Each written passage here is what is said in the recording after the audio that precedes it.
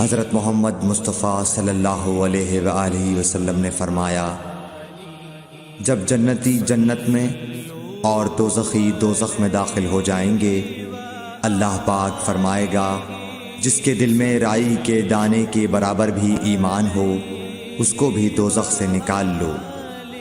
تب ایسے لوگ دوزخ سے نکال لیے جائیں گے اور وہ جل کر کوئلے کی طرح سیاہ ہو چکے ہوں گے، پھر زندگی کی نہر میں یا بارش کے پانی میں ڈالے جائیں گے۔ اس وقت وہ دانے کی طرح اگائیں گے جس طرح ندی کے کنارے دانے اگاتے ہیں۔ کیا تم نے نہیں دیکھا کہ دانہ زردی مائل پیچ در پیچ نکلتا ہے؟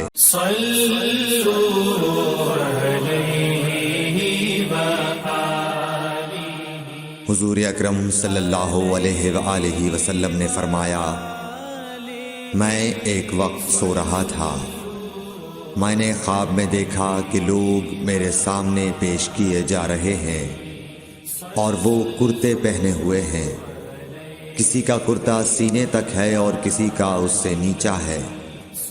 پھر میرے سامنے عمر بن خطاب لائے گئے، ان کے بدن پر جو کرتا تھا اسے وہ گھسیٹ رہے تھے، یعنی ان کا کرتا زمین تک نیچا تھا۔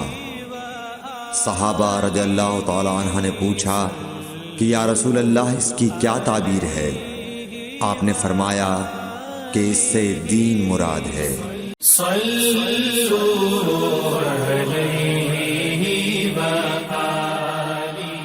ایک مرتبہ رسول کریم صلی اللہ علیہ وسلم ایک انصاری شخص کے پاس سے گزرے، اس حال میں کہ وہ اپنے ایک بھائی سے کہہ رہے تھے کہ تم اتنی شرم کیوں کرتے ہو؟ آپ نے اس انصاری سے فرمایا کہ اس کو اس کے حال پر رہنے دو، کیونکہ حیا بھی ایمان ہی کا ایک حصہ ہے۔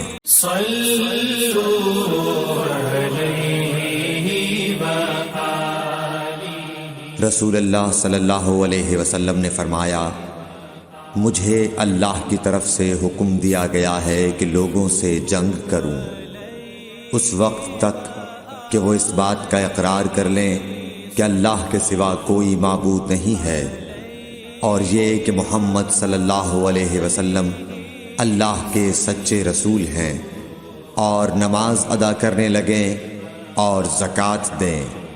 جس وقت وہ یہ کرنے لگیں گے تو مجھ سے اپنے جان و مال کو محفوظ کر لیں گے سوائے اسلام کے حق کے۔ رہا ان کے دل کا حال تو ان کا حساب اللہ کے ذمہ ہے۔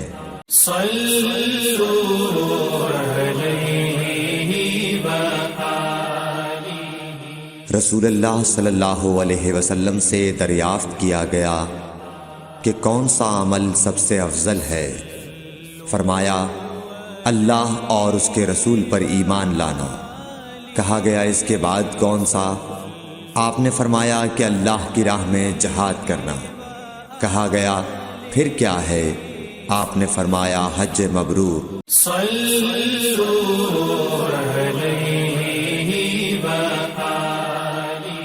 رسول اللہ صلی اللہ علیہ وسلم نے چند لوگوں کو کچھ عطیہ دیا اور سعد وہاں موجود تھے۔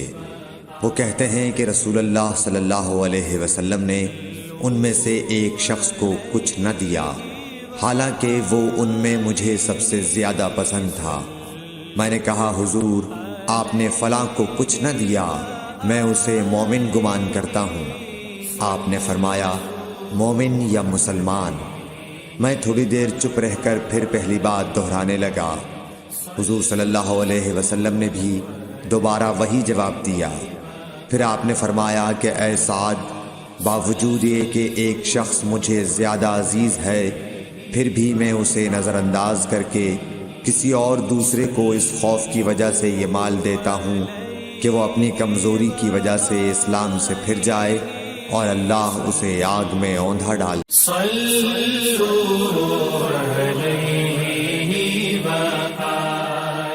ایک آدمی نے رسول اللہ صلی اللہ علیہ وسلم سے پوچھا، کون سا اسلام بہتر ہے؟ آپ صلی اللہ علیہ وسلم نے فرمایا، کہ تو کھانا کھلائے اور ہر شخص کو سلام کرے، خواہ اس کو تو جانتا ہو یا نہ جانتا ہو۔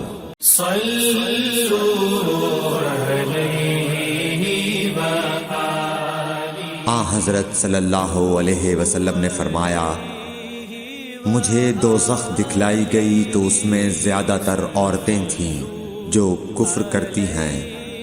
کہا گیا، حضور کیا وہ اللہ کے ساتھ کفر کرتی ہیں؟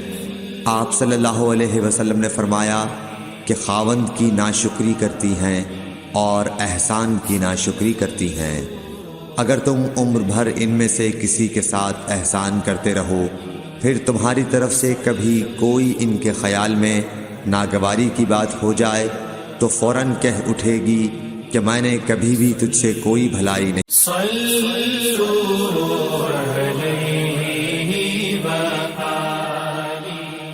حضرت صلی اللہ علیہ وآلہ وسلم فرماتے تھے، جب دو مسلمان اپنی اپنی تلواریں لے کر بھڑ جائیں تو قاتل اور مقتول دونوں دوزخی ہیں۔